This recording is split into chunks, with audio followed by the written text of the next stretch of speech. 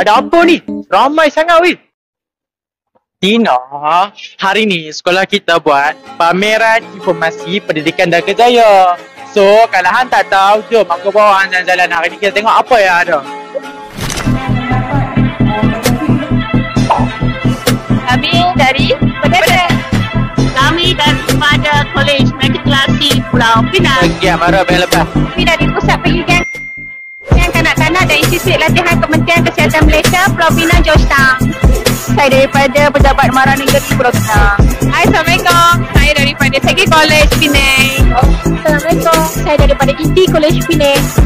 Hi, I'm from TAG UMT. Melissa from Forward College. Assalamualaikum. Kami daripada KKTM Balik Pulau, Universiti Tunku Abdul Rahman Juta. Daripada Kolej Yulita Penang. Saya daripada Pusat Latihan Kemahiran SLC daripada Sungai Ramai, Bukit Gajah, Pulau Pinang. Assalamualaikum. Saya Satu Iqbal daripada Politeknik Kelantan. Hai, Assalamualaikum. Kami dari Bakar Amalita, IPT Barat Daya. Kami dari Adventist College of Nursing. Saya daripada Management Science University MSU.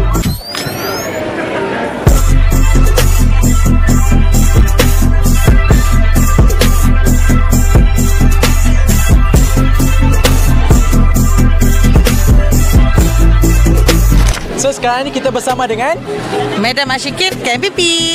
Okey, Madam, saya nak tanya. Okey, untuk program matrikulasi ni, dia menawarkan apa untuk pelajar yang lepas baru habis SPM? Okey, untuk lepasan SPM lah. Okey, untuk lepasan SPM, matrikulasi sebenarnya sekarang ni ada 5 jurusan. Okey, jurusan sains, jurusan kejuruteraan, jurusan sains komputer, jurusan akaun dan jurusan akaun profesional. Okey, kalau nak lebih-lebih lagi, kita ada brosur kita. Seminit je dah bagi, saya tak boleh nak terangkan semua syaratnya. Okey, so yang penting kita ada 5 jurusan. Itu yang penting.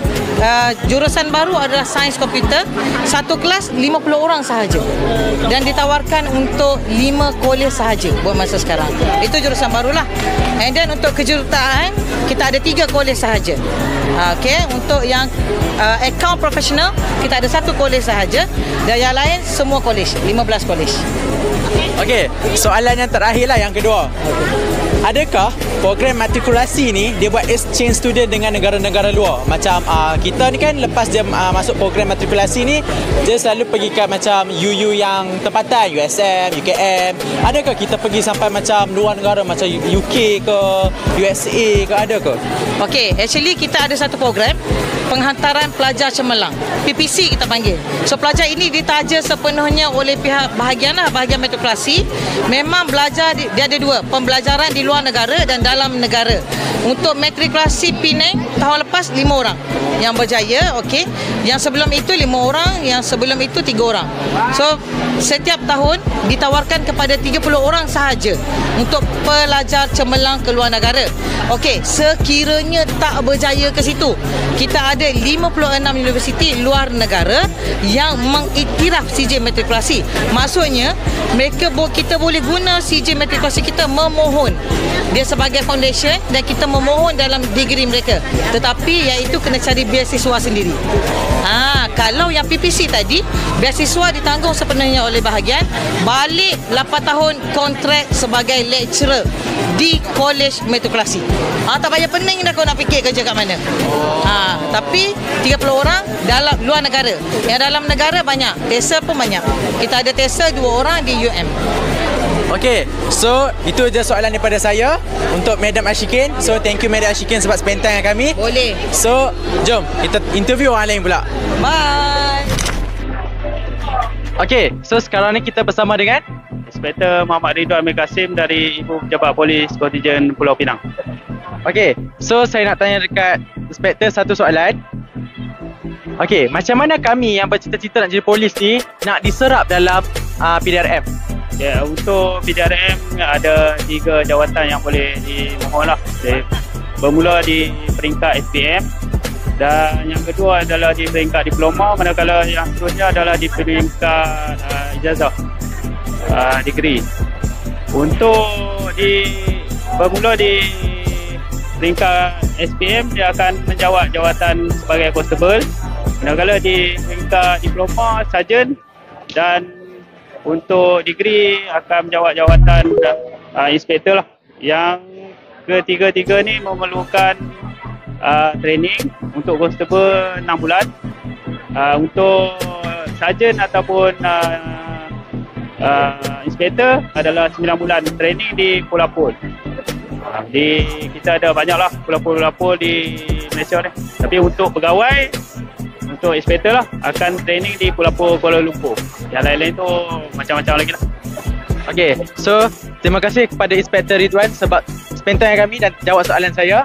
So, jom kita cari booth lain pula. Terima kasih.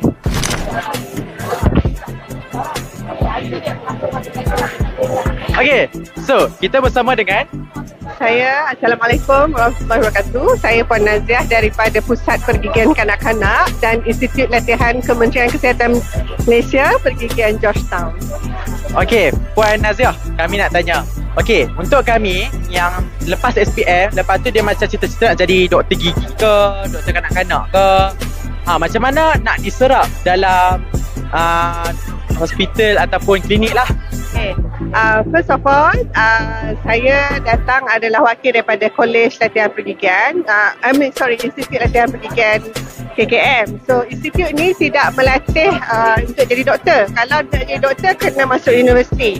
Tetapi untuk institut ni kita melatih calon-calon lepasan SPM untuk menjadi sama ada nak jadi juruterapi pergigian, juru teknologi pergigian ataupun pembantu pembedahan pergigian. So basically dekat institut ni kita ada 3 kursus yang kita tawarkan. 2 diploma which is diploma teknologi pergigian, diploma terapi pergigian dan 1 kursus sijil pembantu pembedahan pergigian. Okey.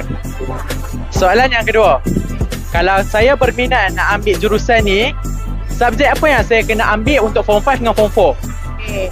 Sekiranya berminat untuk mengikuti program latihan separa perubatan, pada peringkat SPM kena ada 6 kursus, 6 mata pelajaran kreditnya, kredit 6 mata pelajaran termasuk bahasa Melayu, bahasa Inggeris, matematik, sains ni sama ada sains tulis, ya, sama ada fizik, kimia, bio dan 1 lagi mata pelajaran. Maksudnya 6 kredit lah total semua, 6.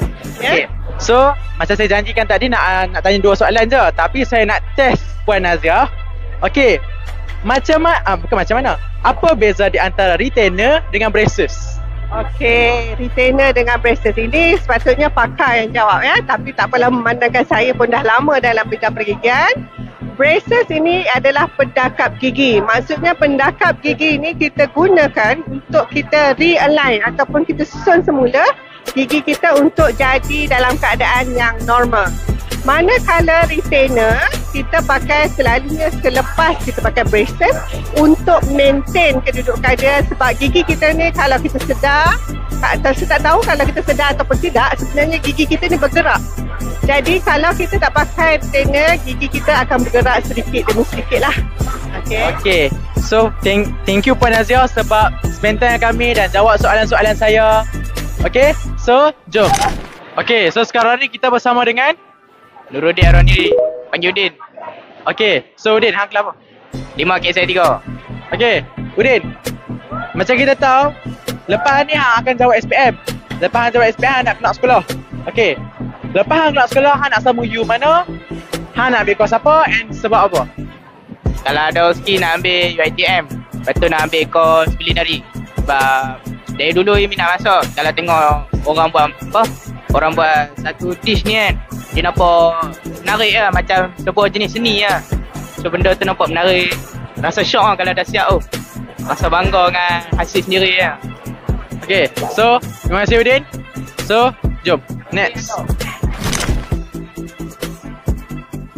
Okay, so kita bersama dengan Syidah. daripada kelas? 5 KSI 3. Okay Mur, macam kita tahu baru kan ni, nanti nak akan jawab SPM kan? Okay, so lepas SPM, nak sambung belajar kat mana? Nak ambil course apa? Maybe UiTM sebab nak ambil course animation, diploma animation. Sebab memang minat bab tu and nak create lebih banyak animation. Oh, okay. So tu je daripada kami untuk hari ni. Kami pun dah penat bawa hampa jalan-jalan, dah pusing-pusing, tanya orang ni, tanya orang tu. Kita dah tanya Ramadan Ashikin, kita tanya Inspektor Ridwan, kita tanya Puan Naziah. So, Semoga kita berjumpa lagi kepada next video. Bye-bye.